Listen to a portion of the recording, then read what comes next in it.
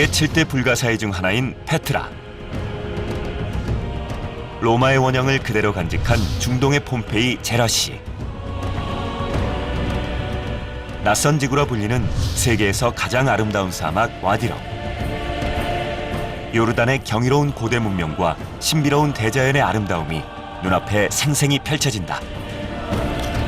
그리고 예수 그리스도께서 세례를 받은 베다니와 모세와 이스라엘 백성의 출애굽 여정의 주무대이자 엘리야 선지자, 세례 요한, 사도 바울의 사역 현장을 찾아 오늘도 함께하시는 하나님의 역사를 직접 확인한다.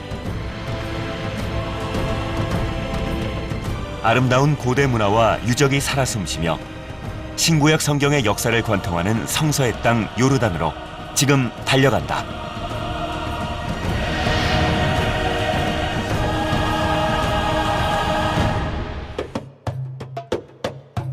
이번에 찾은 곳은 와디럼 사막에서 북쪽으로 300km 떨어진 느보산이다. 이곳은 이집트에서부터 이스라엘 백성을 이끌던 모세가 끝내 약속의 땅 가나안에 들어가지 못하고 최후를 맞이한 곳이다.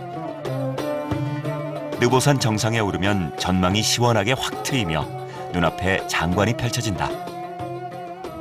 예, 모세가 이스라엘과 함께 40년의 광야 생활을 끝마치고 이제 이곳에 도착했을 때 모세가 저 가나안 땅을 바라보면서 하나님께 요청했던 것이죠. 제가 아름다운 저 땅에 한번 가서 볼 수 없겠습니까? 이렇게 요청했을 때 하나님께서 어떻게 단 한마디로 거절하셨죠. 족하다. 이제 더 이상 이 일로 나에게 이야기하지 마라. 바로 그 이후에 모세가 바로 이곳에서 가나안 땅을 바라보고 돌아가셨던 곳인 바로 느보산입니다.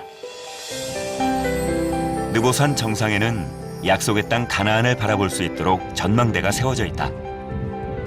저 멀리 어렴풋이 보이는 곳이 가나안 땅이다. 표지판 속에는 이스라엘 도시까지의 거리가 표시되어 있는데 여리고는 27km, 예루살렘은 46km, 베들레헴은 50km에 불과했다. 완수하지 못한 하나님의 약속을 바라보는 모세의 심정은 어땠을까? 그리고 하나님은 모세와 이스라엘 백성들에게 무엇을 원하신 것일까? 전체적인 의미를 본다면 하나님께서 요구하신 것은 하나님 백성의 거룩한 삶을 요구하셨고, 또 하나는 하나님이 영광을 드러내는 삶을 요구하셨다. 그래서 즉 큰 양대의 단어로 본다면 거룩과 영광, 이 두 가지가 바로 출애굽의 전체적인 의미라 볼 수 있습니다. 느보산을 상징하는 가장 유명한 조형물 중 하나는 느보산 정상에 있는 십자가 조형물일 것이다.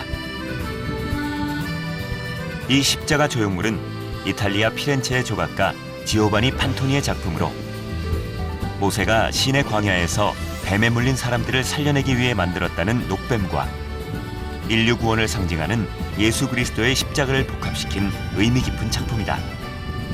마치 율법이 예수 안에서 복음과 합해지는 형상을 표현한다고 할 수 있다. The view here is brilliant. I mean, with the Dead Sea, and you can see like the distance between the cities. It's not that far, and all these historical places. It's really amazing to like walk where so much history happened, and yeah, it's just amazing to see. And actually, it's very nice. It's make us feeling very comfortable. We are happy that we have some ancient places like this right over here, and all of the stories that we know about it.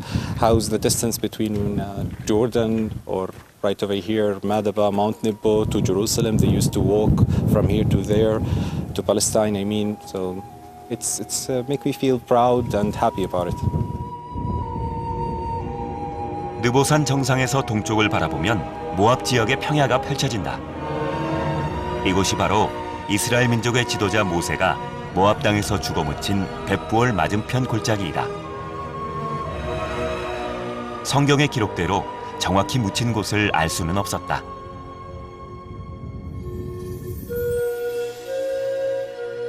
느보산에는 모세를 기념하여 394년경에 모세기념교회가 세워졌다.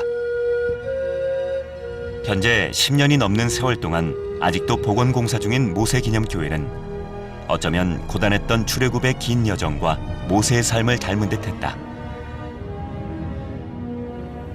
느보산에서 북서쪽으로 30km 이동하여 이스라엘 백성의 출애굽 마지막 여정지인 베다니를 찾았다.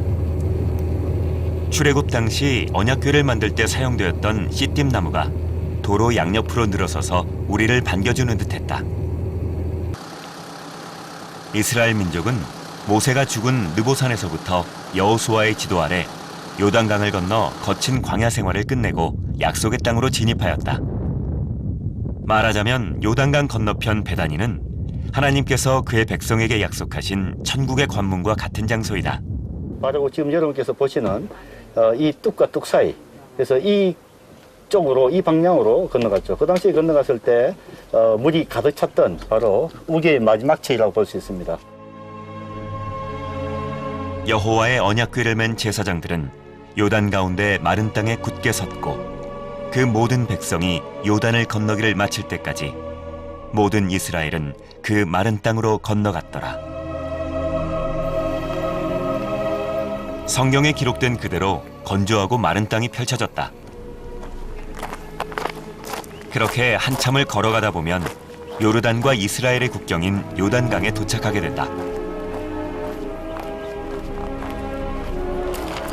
현재 전 세계 많은 기독교인들이 역사적인 출애굽의 현장을 보기 위해 이곳 요단강을 찾는다고 한다. 계단 아래 보이는 작은 물줄기가 요르단과 이스라엘의 국경으로 자리 잡고 있는 요단강이다.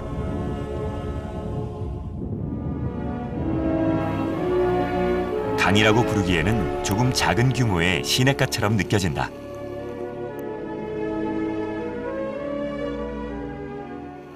요단강의 이 의미들은 바로 이스라엘 백성들이 약 40년을 광야 생활을 해서 드디어 이 가나안 땅을 건너기 전에 그들이 보고 또 직접 그 요단강을 건넜는데, 그 당시에는 사람들이 우리가 보는 이와 같은 이 물을 걷는 것이 아니라 여기서부터 30km 떨어진 곳에서 물이 서지고 그들이 마른 땅으로 건너갔다, 이렇게 볼 수 있습니다. 지금 또 현재도 그것을 의미하기 위해서 많은 사람들이, 순례객들이 와서 직접 요단강에서 침례하는 우리가 모습도 볼 수 있죠.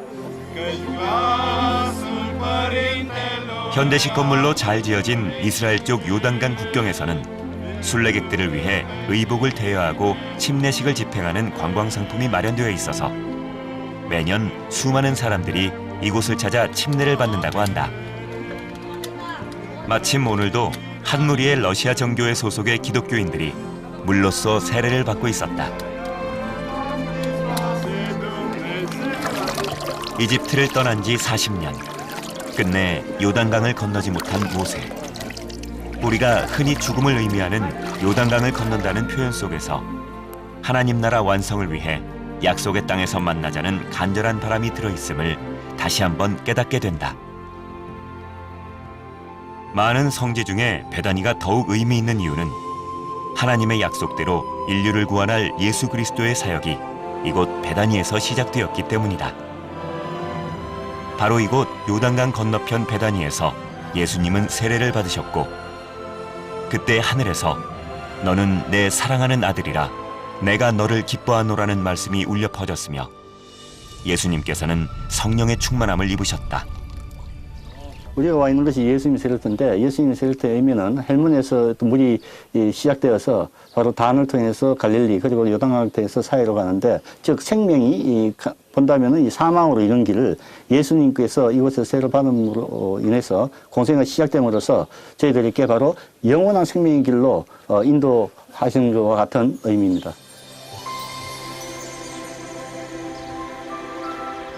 건기인 지금은 물의 양이 절대적으로 부족해 기계를 이용하여 예수님 세례터에 물을 채우고 있었다.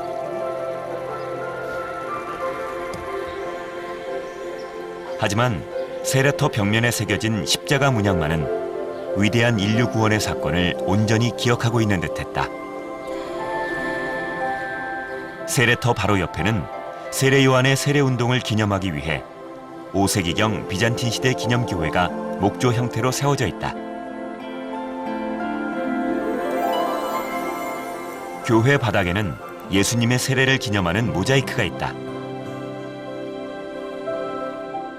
예수님은 태어날 때도 하늘의 모든 권세와 영광을 버리고 낮아지셔서 마구간에서 태어났지만 공생애 역시 화려한 궁궐이 아닌 황량한 광야에서, 그것도 세상에서 가장 낮은 곳이라는 이곳 사해변 요단강에서 시작하셨다. 요단강 건너편 베다니는 세례 요한과 그 공동체가 함께 거주하던 곳으로 아직도 세례 요한의 흔적들을 쉽게 찾아볼 수 있다.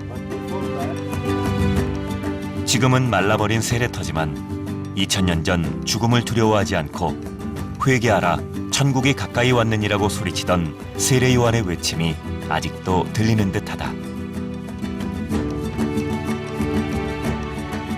세례 요한의 세례터 부근에는 수도사들이 자연동굴을 활용하여 수도 생활을 하던 기도동굴이 발굴되었는데, 요단강 동서쪽 광야에 있는 고대 수도원 동굴과 형식이 비슷하다.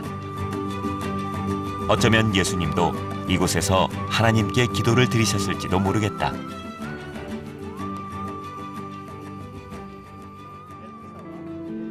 베다니 지역에는 또 한 명의 중요한 성경 속 인물이 등장하는데 바로 선지자 엘리야이다. 이곳에서 엘리야는 하늘로 올라갔다고 전해진다. 두 사람이 행하며 말하더니 호련히 불수레와 불말들이 두 사람을 격하고 엘리야가 회오리 바람을 타고 승천하더라. 엘리야가 이곳에서 승천한 것은 결코 우연이 아니었다. 황량하고 볼 것 없는 들판 위 작은 언덕이지만 모세와 엘리야 그리고 세례 요한에 이어 예수님까지 바로 율법과 선지서의 완성이라는 하나님의 분명한 목적과 선택이 있으셨을 것이다. 그렇다면 엘리야의 고향은 어떤 모습일까? 엘리야는 야왕 시절에 요르단 북부 지역인 길르앗 산지 디셉에서 태어났다. 요르단 북부 지역은 남부 광야 지역과는 달리 강우량이 풍부해서 산에 나무가 풍성하다.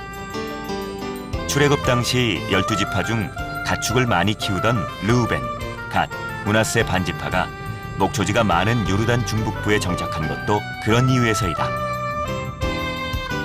선지자 엘리야가 태어나서 자란 곳은 길르앗 산지 중앙에 위치해 있다. 집 주변에는 도토리가 열리는 상수리 나무로 가득했다. 약 2900년 전 엘리야가 살던 집은 이제 집터만 남은 채 그 모습을 찾아보기는 어려웠다. 위대한 선지자의 생가가 안내판도 없이 방치되어 있어서 안타까운 마음이 들었다. 다행히 맞은편 산 정상에는 이곳이 엘리야의 생가임을 증명하는 비잔틴 시대 세워진 엘리야 기념교회가 보존되고 있었다.